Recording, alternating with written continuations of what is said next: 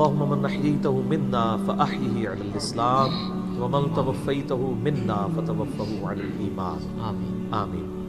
کل نفس ذائقۃ الموت، یہ قرآن حکیم میں کئی دفعہ یہ آیت ریپیٹ ہوئی ہے کہ ہر جان کو موت کا مزہ چکھنا ہے، اور یہ بات بالکل طے ہے کہ ہر شخص کی موت کی جگہ، ٹائم، سیکنڈز تک اللہ تعالیٰ نے ڈیفائن کر دی ہے اس کی تقدیر میں، وہ آگے پیچھے نہیں ہو سکتی، نیور، ناٹ ایٹ آل۔ اور یہ جو بخاری مسلم میں آیا نا کہ جو شخص چاہتا ہے کہ اس کی عمر دراز کر دی جائے، اس کے رزق میں فراوانی ہو، وہ اپنے رشتہ داروں کے ساتھ حسن سلوک کرے، تو یہ بھی تقدیر میں لکھا ہوا ہوگا کہ اس کی عمر ہے 60 سال، لیکن یہ اپنے رشتہ داروں کے ساتھ حسن سلوک کرے گا، اللہ تعالیٰ اس کی عمر 70 سال کر دے گا، وہ بھی لکھا ہوگا، وہ 70 ہی ڈیفائن ہوئی ہے، وہ 60 کا 70 بننے کے بعد جو 70 ہے وہ اللہ تعالیٰ نے لکھا ہوا ہے، ٹھیک ہو گیا جی؟ تو یہ اللہ تعالیٰ کے یعنی فیصلے ہیں۔ قرآن حکیم بالکل واضح ہے، سورہ آل عمران میں آتا ہے کہ جب غزوہ احد کے موقع کے اوپر منافقین نے کہا نا کہ ہم نے اپنے بھائیوں کو منع کیا تھا کہ احد کے میدان میں نہ جاؤ ورنہ قتل ہو جاؤ گے، تو اللہ تعالیٰ نے فرمایا اگر ان کی موت کا وقت آ چکا ہوتا یہ خود کھینچے چلے جاتے اپنی مقتل گاہوں کی طرف، یہ اپنے آپ کو روک بھی نہ پاتے۔ پھر سورہ نساء میں آیا کہ تم اپنے آپ کو مضبوط قلعوں میں بھی بند کر لو نا، موت تمہیں وہاں پہ بھی آ کے جائے گی، وہ موت کو آپ ٹال نہیں سکتے، ایک لمحہ نہ آگے ہوگی نہ پیچھے۔ سورہ لقمان کے بالکل اینڈ میں آتا ہے نا کہ 5 علوم اللہ تعالیٰ کے ساتھ خاص ہیں، ان میں ایک ہے کہ کوئی جان نہیں جانتی کہ اس کو کس زمین میں موت آئے گی، ہاں اللہ تعالیٰ وحی کے ذریعے بتا دے، جیسے مسلم شریف میں حدیث ہے نبی صلی اللہ علیہ وآلہ وسلم نے غزوہ بدر سے ایک دن پہلے زمین پہ لکیریں کھینچ دی تھی بدر کے میدان میں، یہاں کل ابو جہل کی لاش ہوگی، یہاں عتبہ کی ہوگی، یہاں امیہ ابن خلف کی ہوگی۔ سر اب آپ عمر سیریز دیکھیں نا، وہاں آپ کو لاشیں پڑی ہوئی نظر بھی آئیں، ٹھیک ہو گیا جی؟ تو یہ آپ صلی اللہ علیہ وآلہ وسلم نے پہلے ڈیفائن کر دی تھی ساری چیزیں، تو یہ اللہ تعالیٰ نے آپ کو وحی کے ذریعے بتایا تھا، اللہ تعالیٰ بتا سکتا ہے اپنے پیغمبر کو، تو واقعی موت کا وقت مقرر ہے، وہ ٹل نہیں سکتا۔ لیکن اس پہ یہ بھی سوال ہوتا ہے کہ اگر کوئی شخص کسی کو قتل کر دے تو پھر اس کا کیا قصور ہے؟ وہ اللہ تعالیٰ کا ایک قانون ہے، اس نے مرنا تو تھا، اس میں کوئی شک نہیں ہے، لیکن دنیا میں اللہ تعالیٰ نے رولز اور ریگولیشن کے ساتھ دنیا کو جوڑا ہوا ہے۔ سورۃ البقرہ میں آیا کہ قصاص میں انسانیت کی زندگی ہے، سورۃ المائدہ میں آیا جس نے ایک جان کو ناحق قتل کیا اس نے پوری انسانیت کو قتل کیا، اور جس نے ایک شخص کی جان بچائی پوری انسانیت کی جان بچائی۔ لہٰذا یہ جو کوئی کسی کو قتل کرے گا تو قرآن میں ہے قصاص کے اندر انسانیت کی زندگی ہے۔ انسانیت 2 چیزوں میں چل رہی ہے، احترام جان اور احترام مال۔ اگر یہ 2 چیزیں نکل جائیں تو معاشرہ نہیں چل سکتا۔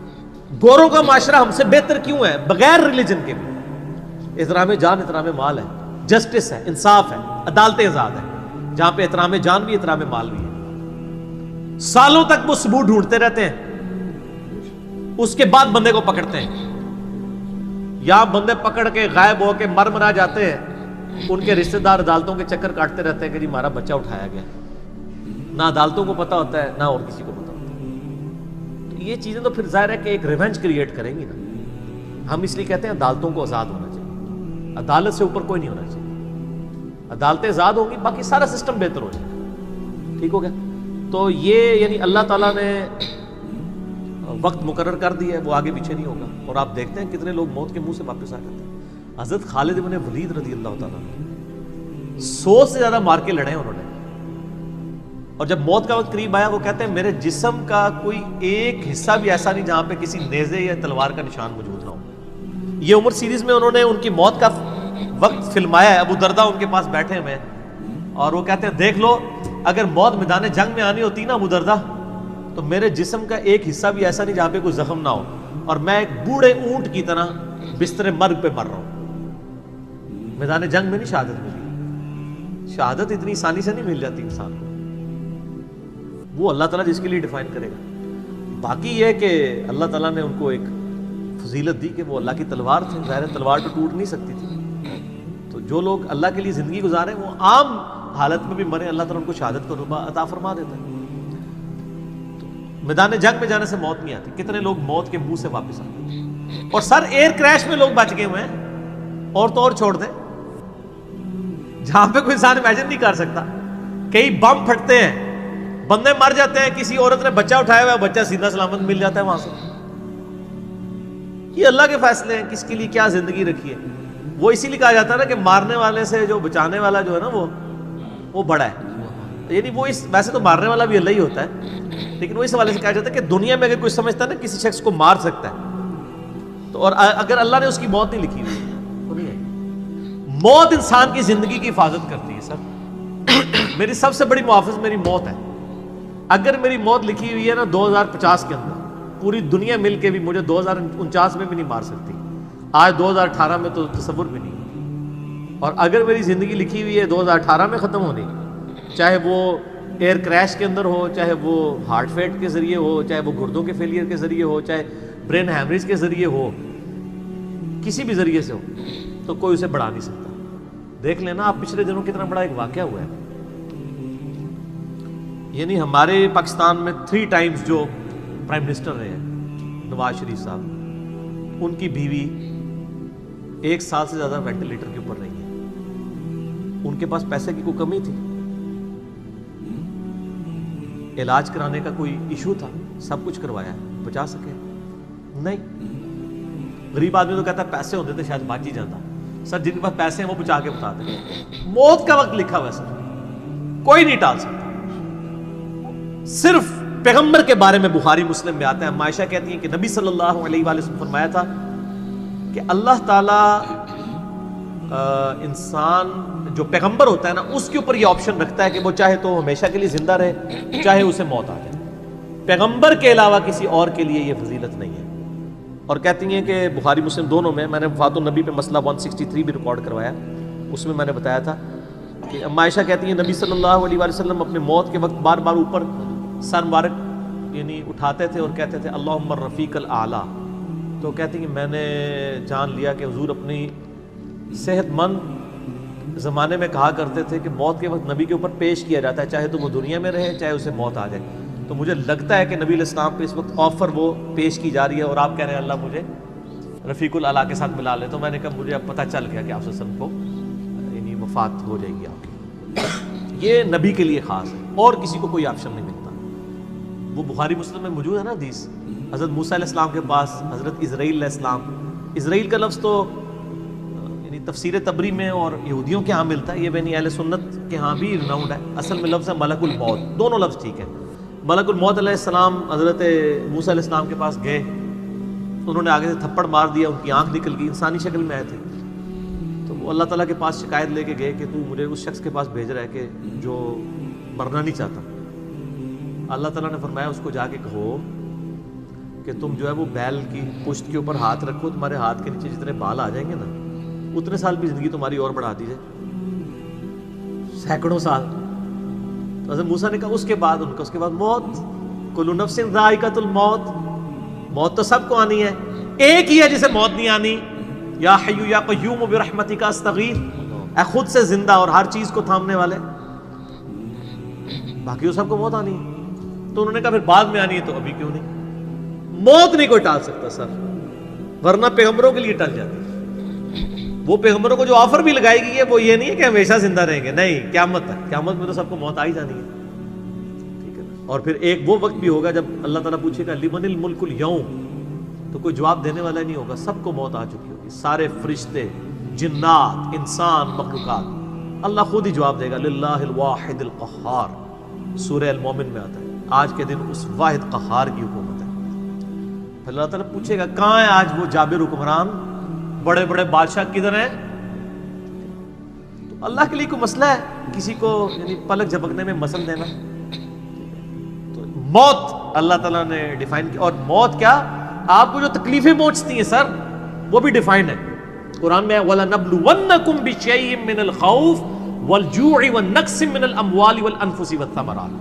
ہم ضرور تمہیں آزمائیں گے تھوڑے سے خوف سے، بھوک سے، جان اور مال میں نقصان سے، پھر چیک کریں گے کون ہے صبر کرنے والا. اور جو صبر کرنے والا ہے اذا اصابتهم مصیبت قالوا انا للہ وانا الیہ راجعون. تو پھر ان لوگوں کے ساتھ اللہ تعالیٰ ہوتا ہے جو کہتے ہیں ہم بھی اللہ کی طرف سے آئے تھے، اللہ کی طرف چلے جائیں گے، یہ تکلیف بھی آئی تھی الٹیمیٹلی تو چلی جائے گی نا. ان اللہ مع الصابرین، اللہ تعالیٰ صبر کرنے والوں کے ساتھ ہے. اس حوالے سے ایک آیت قرآن حکیم کی بڑی کریٹیکل ہے، مجھے ضمناً یاد آ گئی، سورہ الحدید کے اندر ہے. بہت کرٹیکل آیت ہے، اور یہ ٹاپک قرآن حکیم میں صرف سورہ الحدید کے اندر ہی ایڈریس ہوا ہے، اور جس طریقے سے یہ شد و مت کے ساتھ بیان ہوا ہے نا،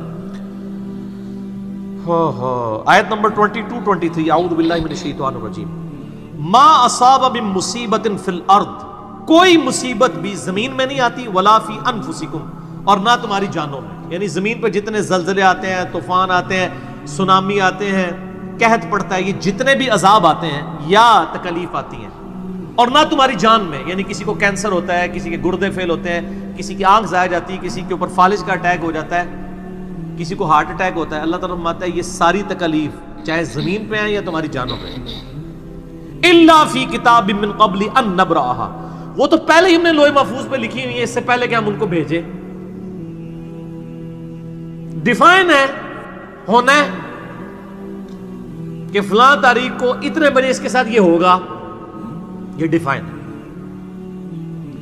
ان ذالک علی اللہ یسیر، بے شک یہ اللہ کے لیے بہت آسان ہے، ٹینشن نہیں لینی کہ یار یہ کیسے ہو سکتا ہے کہ پہلے ہی پتا ہو، اربوں انسانوں کے ساتھ اربوں واقعات، اور صرف انسان نہیں باقی مخلوقات کے ساتھ، اللہ فرماتا ہے میرے لیے تو آسان ہے، لیکن اس کی ریزن بتائیے کیوں ہے، لِكَيْ لَا تَأْسَوْا عَلَى مَا فَاتَكُمْ، یہ ہم نے اس لیے کیا تاکہ جو تم سے بات، جو نعمت تم سے چھن جائے تم اس کے اوپر افسوس نہ کرو، وَلَا تَفْرَحُوا بِمَا آتَاكُمْ، اور نہ تم شیخی بگاڑو جو تمہیں نعمت ملے اس کے اوپر، اچھائی ملے تو یہ نہ کہو بڑا میرا کمال ہے، وہ تقدیر میں تھی، ملنی تھی، اور اگر کوئی چیز چھن جائے تو افسوس نہ کرو، واللہ لا يحب كل مختال فخور، اللہ تعالیٰ کو شیخی بگاڑنے والے پسند نہیں ہے۔ یہ آیت نمبر 22-23 بتا رہی ہے سورۃ الحدید کی کہ زمین و آسمان پہ جتنی بھی تکلیف انسانوں پر، جنات پر، جانوروں پر آتی ہیں وہ ڈیفائنڈ ہے، اور انہی تکلیف میں سے ایک بڑی تکلیف موت ہے،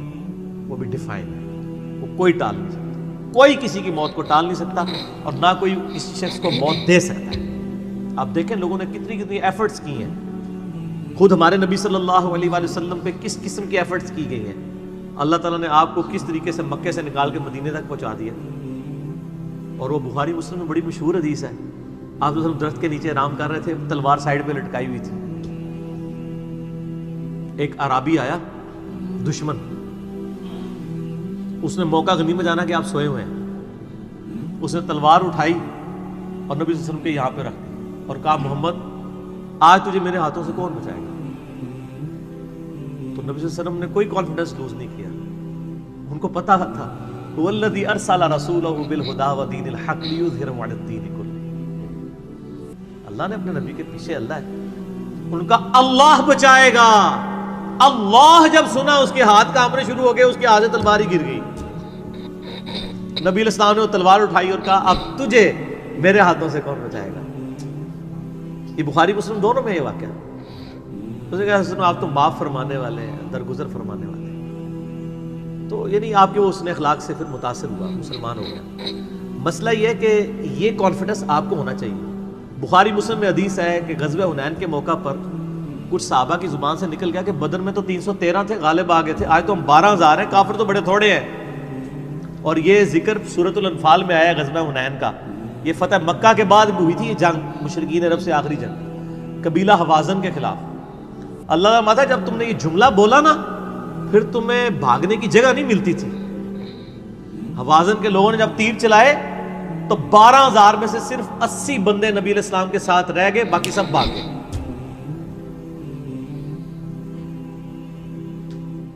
اور صحابہ کہتے ہیں، بخاری مسلم کے الفاظ ہیں، میں نے حضور کے معجزات والا جو لیکچر دیا ہے مسئلہ 131A-B-C-D، اس میں بتایا کہ نبی علیہ السلام اکیلے آگے جا رہے ہیں، انا النبی لا کذب انا ابن عبد المطلب، میں نبی ہوں اس میں کوئی شک نہیں ہے، اور میں عبد المطلب کا بیٹا ہوں۔ یہ رڈز پڑھتے ہوئے آپ صلی اللہ علیہ وسلم اکیلے آگے جا رہے ہیں، اور آپ صلی اللہ علیہ وسلم نے زمین سے یوں مٹھی بھری کنکریوں کی اور یوں کافروں کی طرف، اور فرمایا چہرے مسخ ہو جائیں، آنکھیں اندھی ہو جائیں، اور سب کی ہو گئی، مسلمانوں کو فتح ہو گئی، اور اسی کا ذکر ہے وما رمیت اذ رمیت ولکن اللہ رمی، اے نبی جو آپ نے کنکریاں پھینکی تھی وہ آپ نے نہیں پھینکی تھی، وہ اللہ نے پھینکی تھی، یعنی اللہ کا پیچھے ڈیوائن ڈیسیژن تھا۔ تو کافروں کے خلاف فتح ہو گئی مسلم، یعنی نبی علیہ السلام کا کانفیڈنس لیول یہ تھا کہ اکیلے جا رہے ہیں، یہ نہیں دیکھ رہے کہ ہزاروں لوگ میرا ساتھ چھوڑ گئے ہیں، اکیلے فرنٹ سے لیڈ کر رہے ہیں. تو جن لوگوں کو یعنی اللہ پر یقین ہوتا ہے نا، ان کی یہی حالت ہوتی ہے، اور یہی صحابہ کرام کا یعنی یقین کامل تھا.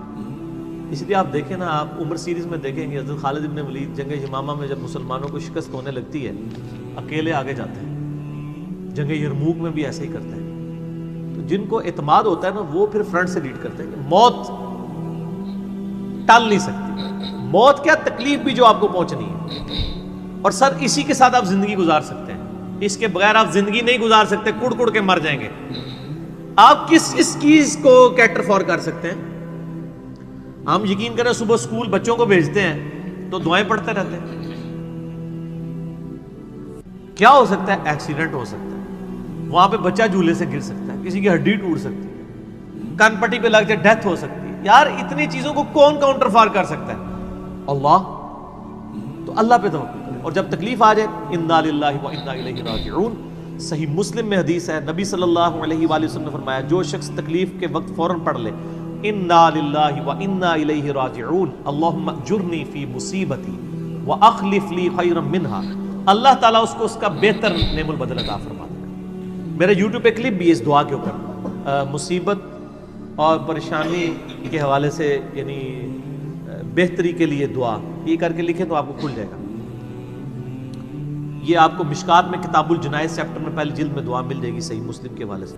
ام سلمہ کہتی ہیں کہ جب میرا خامن فوت ہوا تو میں نے یہ فوراً دعا پڑھ لی، انا للہ و انا الیہ راجعون، ہم بھی اللہ کی طرف سے ہیں، اس کی طرف لوٹ کے جانے والے ہیں. اللہم اجرنی فی مصیبتی، اے اللہ مجھے اس مصیبت میں بہتر اجر عطا فرما، واخلف لی خیرا منہا، اور مجھے اس سے بہتر بدلہ عطا فرما دے.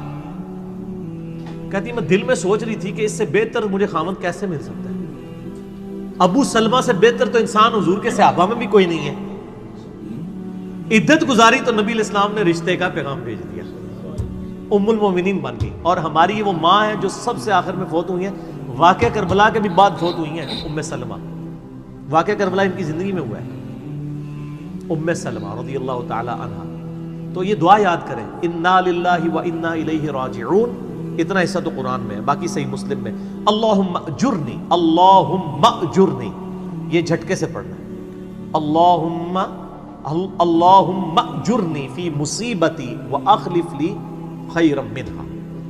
تو باقی ہم تو دعائیں کر سکتے ہیں، باقی صبح شام کے اذکار ہیں، اللہ کی طرف رجوع لائیں، وہ اتنی چیزوں کی حفاظت کرنے والا ہے. باقی سب سے بڑی تو حفاظت یہ ہے جو سورہ غافر میں، سورہ المومن میں آیا کہ اصل میں کامیاب وہ ہوا جو دوزخ کی آگ سے بچا لیا گیا. سر دنیا میں آپ کو کوئی کتنا عذاب دے لے گا، الٹیمیٹلی تو موت آ کے آپ کو آزاد کر دے گی. جب فرعون کے دربار میں وہ جو جادوگروں نے کلمہ پڑھ لیا تھا تو اس نے کہا تم نے میری اجازت کے بغیر پڑھ لیا، میں تمہیں تمہارے مخالف سمت کے ہاتھ پاؤں کٹوا کے تمہیں سولی پہ چڑھا دوں گا. تو انہوں نے کیا کہا تھا؟ انہوں نے کہا تو جو کچھ دے گا دنیا کی زندگی میں عذاب دے سکتا ہے نا، کوئی شخص کسی کے مرنے کے بعد تو اسے عذاب نہیں دے سکتا نا. وہ لاش تو بس لاش ہی پڑی ہے نا، اصل چیز تو روح تھی نا. تو تیرا اختیار تو دنیا کی زندگی تک ہے. تو یہ کانفیڈنس لیول ہونا چاہیے کہ کوئی کسی شخص کو کتنی تکلیف دے لے گا، موت تو پھر بہرحال تکلیف سے آزادی کا ذریعہ بن جائے گی. اگر پھر اللہ کی مرضی کی زندگی گزاری ہے تو آزادی کا ذریعہ ہے، ورنہ اب تو کہتے ہیں کہ مر جائیں گے، مر کے بھی نہ چین پائے تو کدھر جائیں گے. تو سر یہ لوگ تو کہہ دیتے ہیں نا مر گئی تو جان چھٹی، نہ، مرنے تو بعد جان پھڑی گئی، چھٹی اس کی جس نے دنیا اللہ کی مرضی کی گزاری. جس نے دنیا اپنی مرضی کی گزاری تو اس کی جان تو پھر مرنے کے بعد اور پھنس گئی. ٹھیک ہو گیا جی. تو موت کا وقت مقرر ہے، کوئی نہیں ٹال سکتا.